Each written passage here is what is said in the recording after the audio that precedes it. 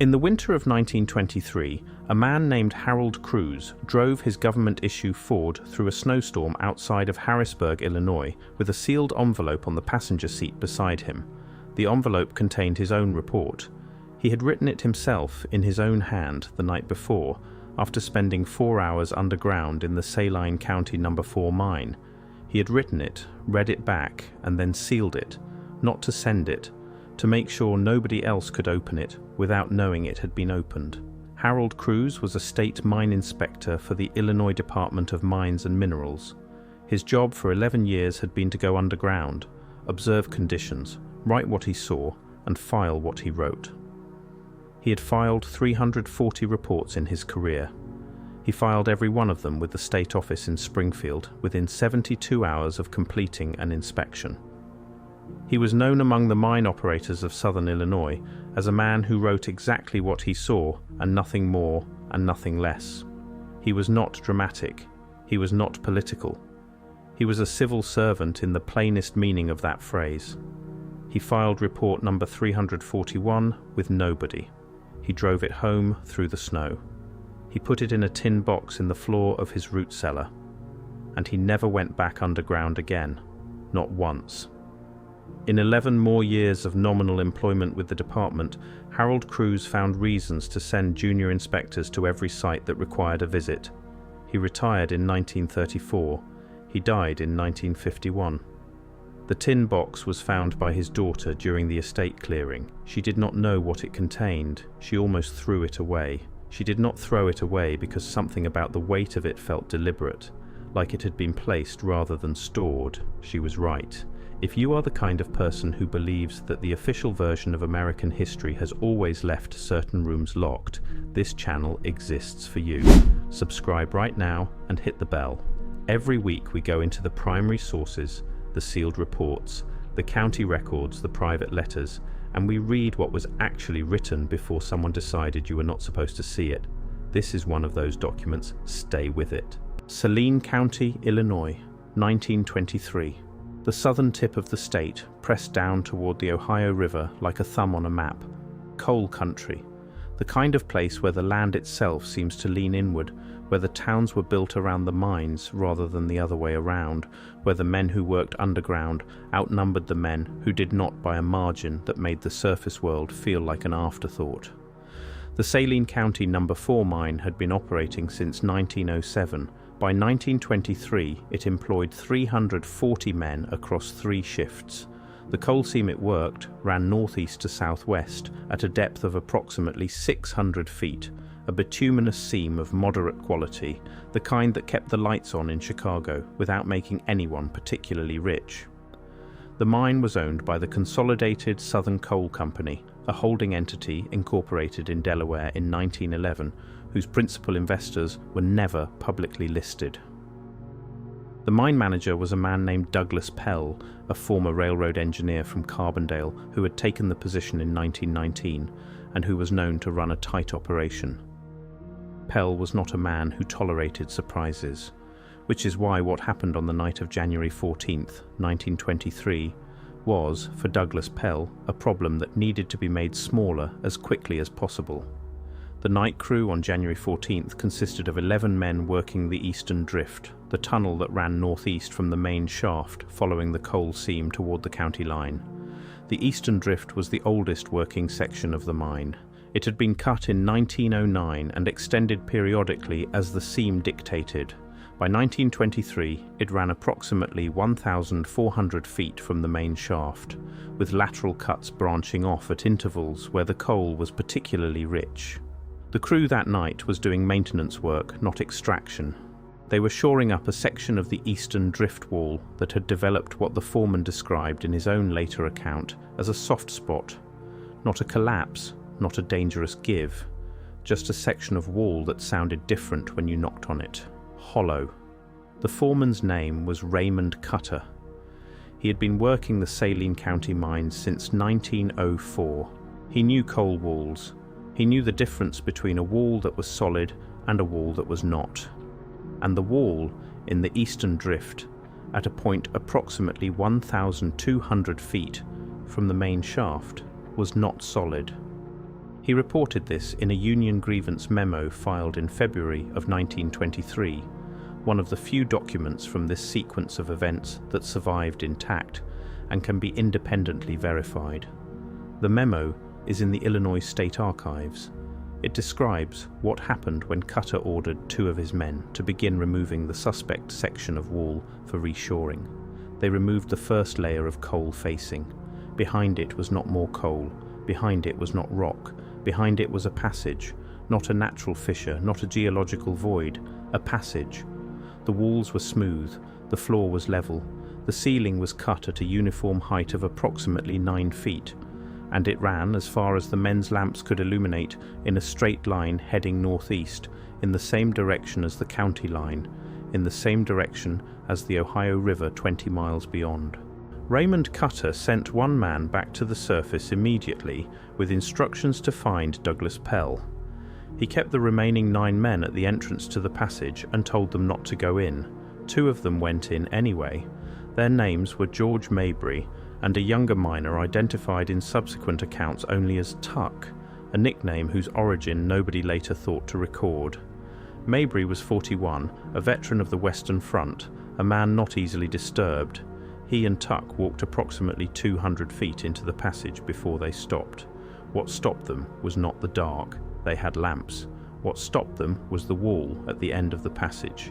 Not a cave-in, not a natural terminus. A wall, constructed, made of large fitted stones of a dark grey material that neither man recognized as any rock native to southern Illinois.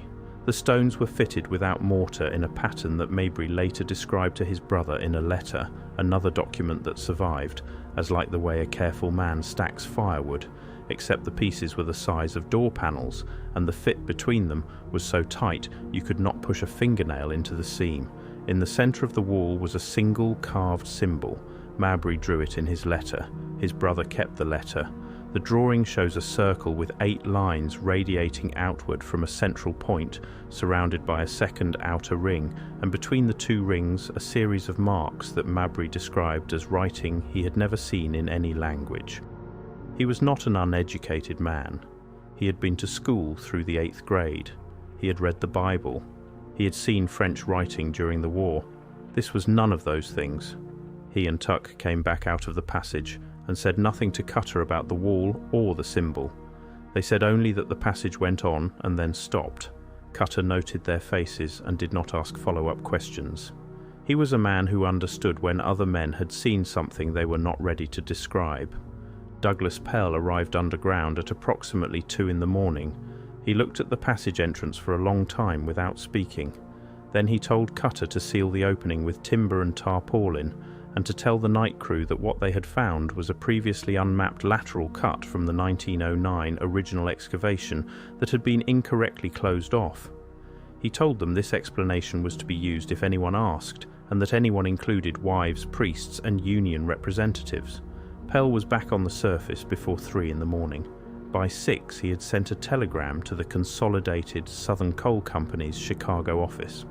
The response arrived by noon. It contained 4 words: "Wait for the inspector." This is the point where Harold Crews enters the record. He was dispatched from Springfield on January 15th. He arrived in Harrisburg on the evening of the 16th and went underground with Pell and Cutter on the morning of the 17th. He spent 4 hours below. Pell was with him for the first hour, then returned to the surface citing a prior obligation. Cutter stayed with Crews for the full 4 hours. In his union memo, Cutter wrote only that the inspector had examined the passage thoroughly and had taken measurements and made notes in a small green notebook. He wrote that the inspector had not spoken during the examination except once near the end, when he had placed his hand flat against the fitted stone wall and said quietly, and to nobody in particular, "This was not made by any company I have ever inspected." Cutter wrote that down. He wrote it in the memo because he thought it was the kind of thing that should be somewhere in writing, even if he did not fully understand why. He was correct. It is the most important sentence in the documentary record of the Saline County No. 4 mine discovery. Because it is the mine inspector himself, the man whose professional judgment constituted the official state record, stating clearly that what was behind that wall in the Eastern Drift was not the product of any industrial operation he had encountered in 11 years of inspecting Illinois coal mines. And then he went home and he sealed his report, and he put it in a tin box, and he never went underground again. Now subscribe if you have not already. This channel does not get pushed by the algorithm because the algorithm does not favor investigations that make institutions uncomfortable. The only way this reaches the people who need to see it is if you share it. Hit subscribe, hit the bell, tell one person. That is how the buried record stays open. What happened to the night crew of January 14th, 1923 follows a pattern that anyone who has spent time in these primary sources will recognize immediately. Raymond Cutter was transferred to a mine in Christian County 6 weeks after the incident. The transfer was listed in Union records as voluntary. Cutter's own correspondence from the period, preserved by his granddaughter and shared with independent researchers in 2004, suggests it was not voluntary. In one letter written to his wife's brother in February 1923, Cutter wrote that he had been told directly by Pell that men who could not forget what they had seen in the Eastern Drift were better suited to work in a place where there was nothing to remember. George Mabry left the Consolidated Southern Coal Company in March 1923. He moved to St. Louis. His brother, the one who kept the letter with the drawing of the symbol, reported in a 1947 conversation recorded by a local historian that George had never discussed the mine again after leaving Harrisburg and had destroyed all his personal papers from the Illinois period before his death in 1939. The miner known as Tuck cannot be traced beyond March 1923 in any available record. His name does not appear in the 1930 census in Illinois, Missouri, Indiana, or Kentucky. He is simply gone from the documentary record in the way that men with no property and no family often disappear without anyone noting the direction they went. The remaining 8 members of the night crew transferred, retired, or relocated between January and June of 1923. Not one of them remained employed at the Saline County No. 4 mine by the end of the year. The mine itself continued operating until 1931 when it was closed, officially due to falling coal prices during the early Depression. The Eastern Drift was sealed during the closure process. The sealing was noted in the final operations report filed with the state as standard decommissioning procedure. No mention of the passage, no mention of the wall, no mention of Inspector Harold Cruz's visit of January 17th. His report, number 341 in his official sequence, does not appear in the state archive. The archive shows report 340 filed January 9th and report 342 filed January 28th. Between those two dates, 11 days, the record is continuous, except for the gap where 341 should be. A gap in the shape of a mine inspector who went underground, saw something, and made a decision about what the state of Illinois was and was not going to know. Here is where the evidence broadens. The Saline County No. 4 mine was not the only Illinois coal operation to produce anomalous reports in the period between 1910 and 1930. In 1912, a mine near Benton in Franklin County reported an underground void of apparent artificial construction during a shaft extension. The report was filed, acknowledged, and then reclassified as a geological survey matter, transferred out of the mining department's jurisdiction and into a federal geological survey office in Washington, from which no follow-up was ever published. In 1918, a mine near West Frankfort reported the discovery during a lateral extension of what the foreman described in his incident log as fitted stonework of considerable age at a depth of 800 feet. The foreman's log was submitted as part of a routine safety review. The relevant pages were returned to the mine operator with the stonework entry crossed out in red ink and a marginal note reading, "Not relevant to safety determination." The crossed out entry is still visible. The document is in a private collection in southern Illinois. It has been photographed. The photographs exist. Across the southern Illinois coal country in the first 3 decades of the 20th century, the documentary record contains these small, persistent anomalies, passages that should not be there. Walls of fitted stone at depths that no known pre-industrial civilization in North America was supposed to have worked.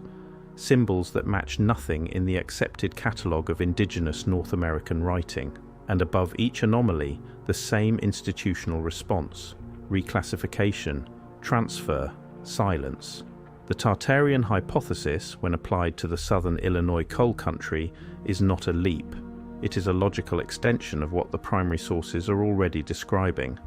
A pre-flood civilization of considerable engineering capability occupied the interior of North America at a depth and on a timeline that mainstream archaeology has never been permitted to properly investigate, because the physical evidence was systematically removed from the investigative process before that process could begin.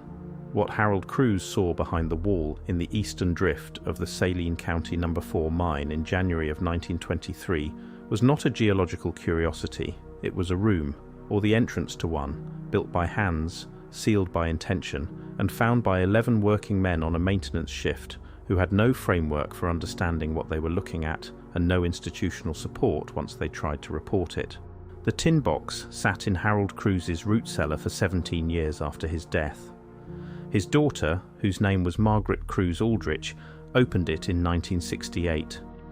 Inside was the sealed report, still in its original envelope, the seal intact. She did not open it. She gave it to her son, a retired schoolteacher named Paul Aldrich, who kept it for another 12 years before showing it to a local historian in 1980. The historian, whose account of the meeting was published in a small circulation journal of Illinois local history in 1982, described the envelope as still sealed when Aldrich produced it. He described the contents, which Aldrich opened in front of him, as 6 pages of handwritten text in a careful civil servant's script covering the layout of the passage, the dimensions of the stonework, the characteristics of the carved symbol, and a final paragraph that the historian quoted in his article. The quote reads, in part, that whatever constructed the passage and the wall at the terminus did so with knowledge of engineering that I cannot account for within any framework available to me as a mine inspector or as a citizen of Illinois in 1923. I am sealing this report because I do not know who in the state government is prepared to receive it without making a decision I would not want to be responsible for. I am keeping it because I believe that at some point in the future someone will be prepared to know what is behind that wall. I do not know when that will be. The historian's article ran in the journal. The journal had a circulation of approximately 200 subscribers. Nobody followed up. Paul Aldrich died in 1993. The envelope and its contents passed to a cousin who has not responded to research inquiries. The 6-page report written by Harold Crews on the night of January 17, 1923, has not been publicly reproduced in full. What the historian quoted is what we have. It is enough, because what Harold Crews wrote in that final paragraph was not the statement of a frightened man. It was the statement of a careful man who understood exactly what he had seen and exactly why the system he worked for was not equipped to receive it. He was not wrong about that. He was not wrong about the wall. And somewhere in the sealed eastern drift of a closed Illinois coal mine, behind a tarpaulin that has been rotting in the dark for 100 years, the wall is still there. The fitted stones are still there, the symbol is still there, and whatever is on the other side of it has been waiting, in the way that things built to last a very long time are built to wait, for someone with both the tools and the willingness to open what Harold Crews decided on a cold January night in 1923 that the world was not yet ready to see. The ground keeps what it is given, the record keeps what survives, and what survives, even in fragments, even in a 6-page report sealed in a tin box in a root cellar for 4 decades, is enough to know that something was found in southern Illinois that does not belong in any version of American history we have ever been taught. Subscribe if you are not already subscribed. Share this with one person who still believes the official record tells the whole story. It does not. It never did. And the proof of that is sitting in the dark at the end of a sealed tunnel in Saline County, Illinois, exactly where Harold Crews left it. Until the next investigation, keep reading what they buried.